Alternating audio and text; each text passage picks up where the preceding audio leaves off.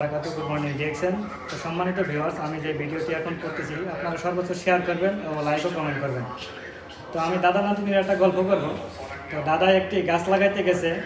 তো নাতিনি বললো, দাদা এই গাছটি আপনি কেন বাইরে লাগাইতেছেন? বাইরে তো অনেক রোদ, বৃষ্টি, ঝড়, তুফান বিভিন্ন কিছু হবে, তাহলে বাইরে লাগানো কাম কি? আমরা গাছটা টবে লাগাই।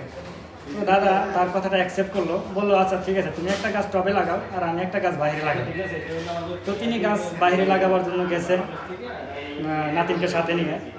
তো দাদা তো বাড়ির পাশের ঝাড়ে সাইডে গাছটা লাগাইছে। তো 1 বছর পরে তো নাতিনকে বললো, চলো আমরা যে 1 বছর আগে যে গাছটা লাগাইছি আর তুমি যে 1 বছর আগে যে গাছটা ঘরে লাগাইছো, তো চলো দুটার ফলাফল দেখে আসি। তো নাতিন যে গাছটা টবে পালছে, ঘরের ভিতরে পালছে, তো সেই গাছটাও দেখছে এবং যে বাড়ির সাইডে যে জঙ্গলে যে গাছটা লাগাইছে সেই গাছটাও দেখছে। তো দাদাকে